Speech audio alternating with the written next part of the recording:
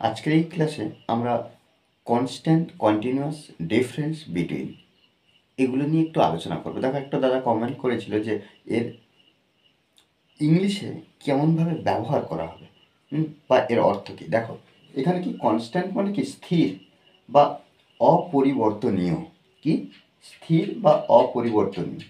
Continuous বলতে কি অবিরাম, অবিরাম আর নিরবিচ্ছিন্ন প্রক্রিয়া। দেখো, এখানে দুটো উদাহরণ আমরা দিয়েছি, দেখো সুন্দরভাবে একটু বুঝে নেব। নদীটি অবিরামভাবে প্রবাহিত হয়। দেখো, দ্য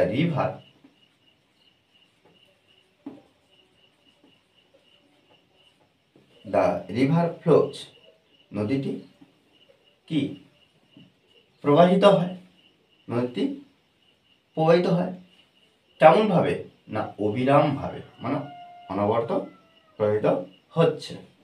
ইন আ কন্টিনিউয়াস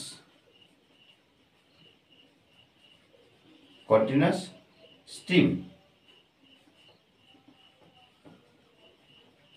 দেখো, এখানে কি এই যে কন্টিনিউয়াস বলতে কি অনবরত কাজটি করছে, জাস্ট কন্টিনিউয়াস মানে কি অবিরাম। তার বই পড়ার একটি অবিচল অভ্যাস আছে। এখানে দেখো, উপরের যে বাক্যটা অবিরাম, কোনো কাজ যখন শুরু হবে অনেক সময় ধরে একটা চলতে থাকবে, কোনো কাজ যখন শুরু হবে অনেক সময় ধরে চলতে থাকবে, আবার কিন্তু বন্ধ হয়েও যেতে পারে, কিন্তু যখন শুরু হবে অবিরাম। কিন্তু এখানে দেখো, তার বই পড়ার একটি অবিচল অভ্যাস আছে। তার বই পড়ার, এখানে দেখো আমরা আগে উদাহরণটা আমরা লিখে নিই। তার, আমরা হি ব্যবহার করব, তার আছে, হ্যাজ আছে, কি আছে অবিচল অভ্যাস, অবিচল অভ্যাস। আ কনস্ট্যান্ট হ্যাবিট।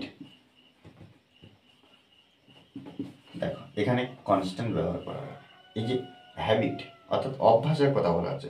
একটা কিন্তু তার বই পড়ার কি একটা অভ্যাস আছে, আগে থেকে একটা অভ্যাস আছে, এখনও আছে, আর ভবিষ্যতেও থাকবে।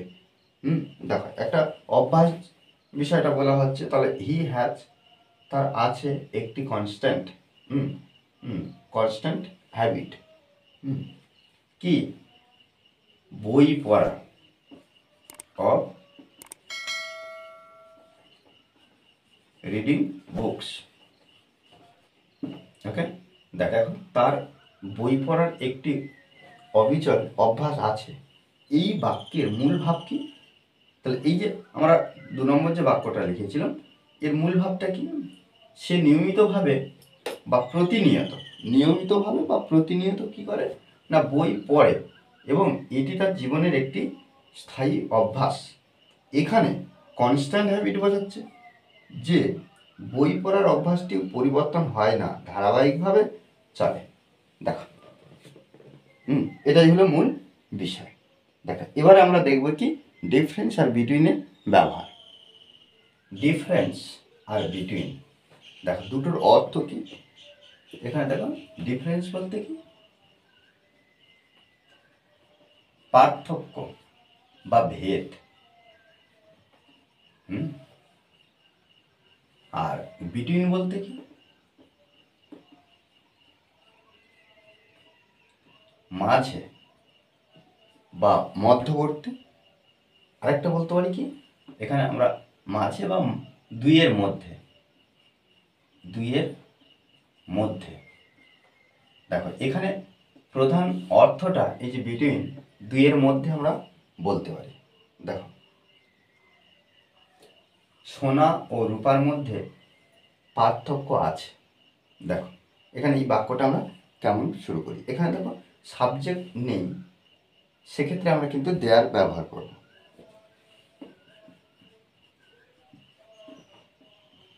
দেয়ার ইজ আ ডিফারেন্স।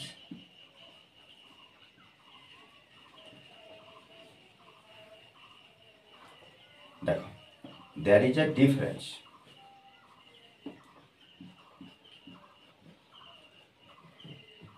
বিটুইন সোনা ও রূপার মধ্যে।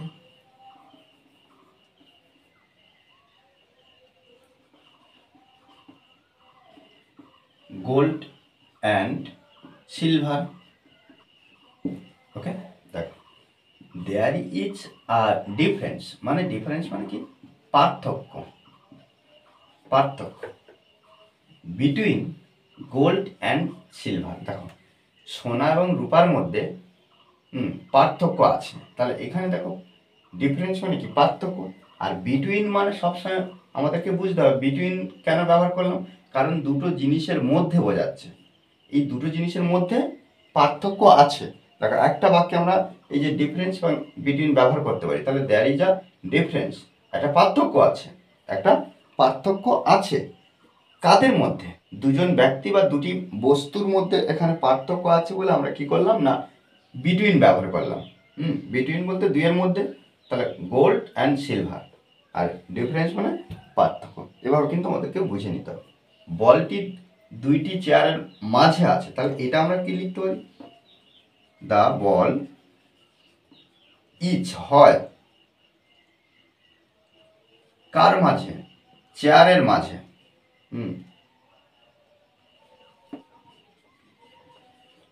Between two chairs, chairs. দেখো দ্য বল ইজ বিটুইন, আচ্ছা আমরা দা ব্যবহার করতে পারবো, দ্য টু চেয়ার্স, দুটো চেয়ারের মাঝখানে বা মধ্যিখানে। দেখো আমরা এখানে এই যে মাঝে বা মধ্যিখানে ব্যবহার করেছিলাম, বা এখানে মধ্যবর্তী, মধ্যবর্তী একই বিষয়। তাহলে বলটি কোথায় আছে না দুটি জিনিসের মধ্যিখানে, দুটো জিনিস বলতে কি, দুটো চেয়ার। দেখো সহজভাবে আমাদেরকে এগুলো একটু বুঝে নিতে হবে, কেন, কারণ স্পোকেন ইংলিশের ক্ষেত্রে খুব গুরুত্বপূর্ণ।